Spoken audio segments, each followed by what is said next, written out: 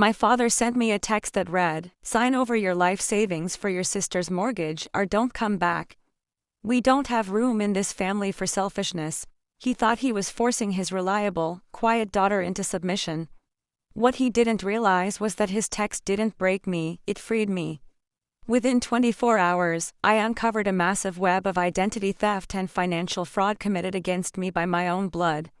I froze every single asset, left the country on a one-way ticket, and watched from afar as their parasitic lifestyle completely collapsed without my money. My name is Beth. Right now, I'm sitting in a cozy rented apartment in Toronto, watching the snow-covered trees sway outside my window. It has been exactly 1 year since I bought that one-way ticket out of Nashville. And as I sit here and reflect on the past, the memories come rushing back like a sudden storm. It was a rainy Tuesday night when my world completely shattered. I had just gotten home from a grueling day at work, absolutely exhausted. I was standing in my small kitchen, heating up some leftover soup and listening to the rhythmic sound of the rain hitting the window pane, when my phone rang. The screen lit up with a photo of my sister, Lily. We used to be incredibly close, but that specific phone call marked the beginning of the end. "Beth, I found it. The absolute perfect house," she shrieked with excitement. She was talking so fast I could barely keep up with her words, rambling on and on about a charming bungalow in an upscale neighborhood right near a trendy coffee shop. I tried to remain calm and gently remind her of reality. She simply wasn't in a position to buy a piece of real estate. Lily had no stable income, a ruined credit score, and absolutely zero savings. But she refused to listen, and then, she dropped the ultimate bombshell. "The house is listed for $450,000, she said casually, "but we can get it for $425,000. Dad is co-signing the loan, but the bank requires a 35% down payment. That's about $148,000, and you have to provide it."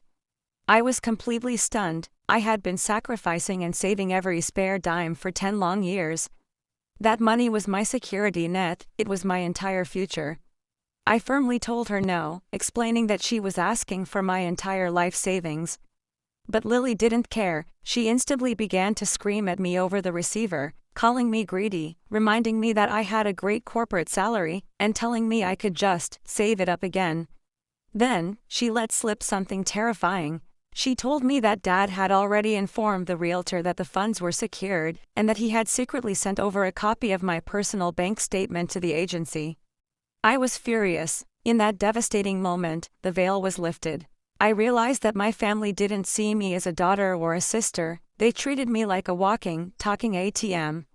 I remembered every single time they had taken advantage of my kindness over the years, and I finally found the courage to hold my ground.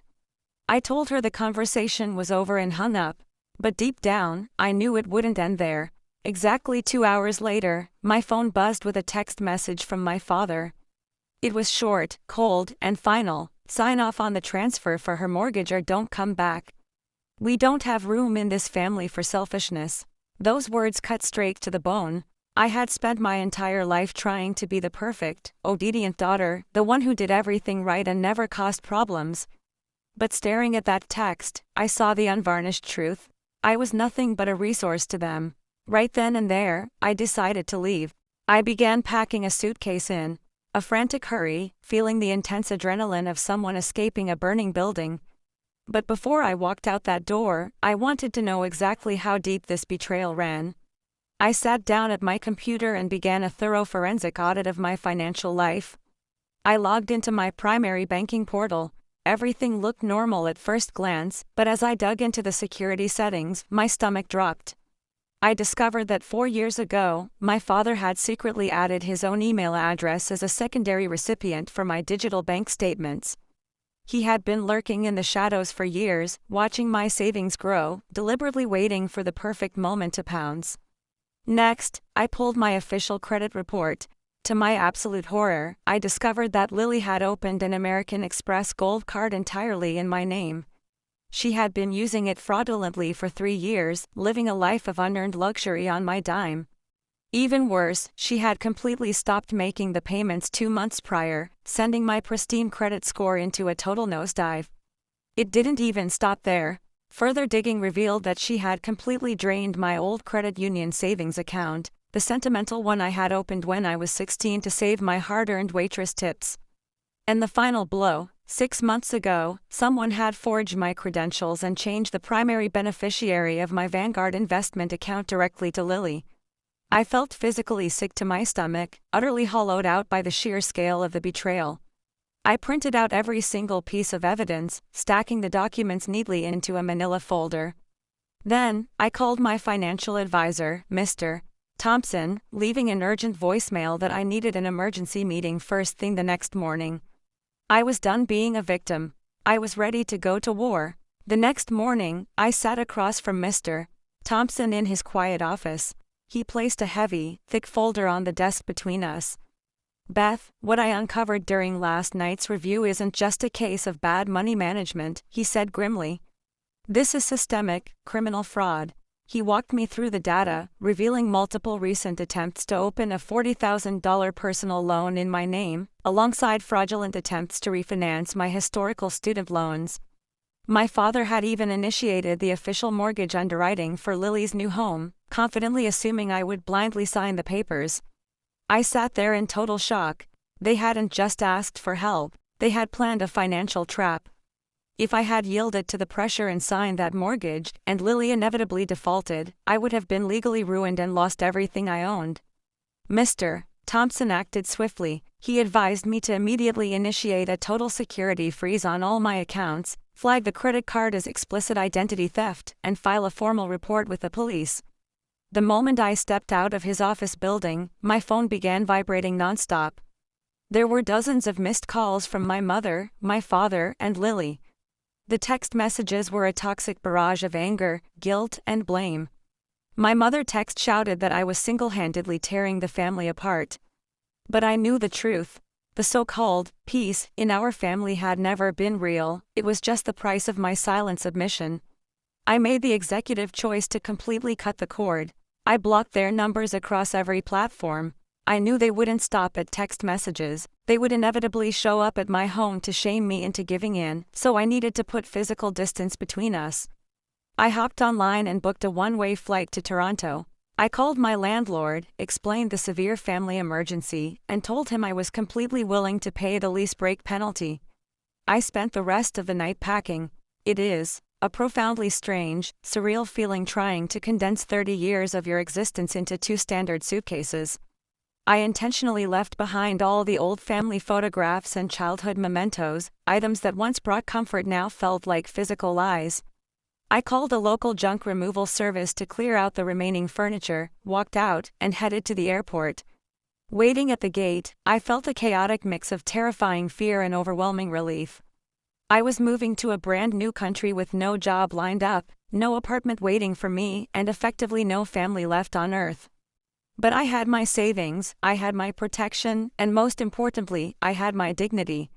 I boarded the aircraft and didn't look back.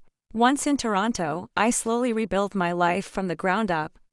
I secured a fantastic position at a global logistics firm, built a wonderful circle of genuine friends, and eventually started dating a kind, grounded man named Tom.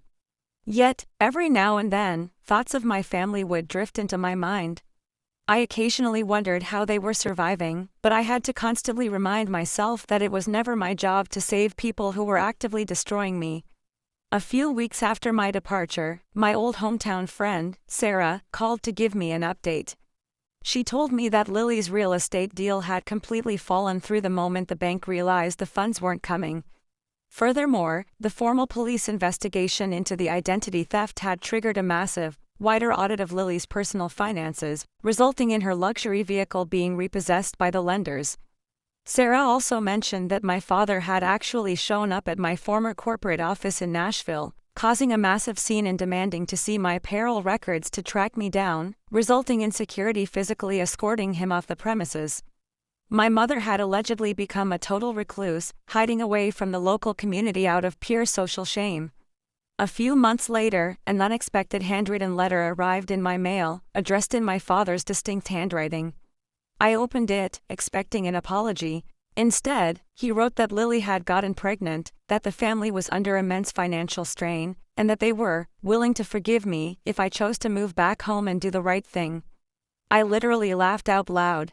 Even after losing everything, his ego was too massive to offer a simple apology. He couldn't ask for forgiveness, he could only issue commands. I calmly walked over to the kitchen island and dropped the letter straight into the recycling bin. It has been a full year since that rainy night in Nashville, and if this experience taught me anything, it's that family isn't defined by shared blood. True family is defined by mutual respect, safety, and love. I have finally found absolute peace and a profound new sense of self.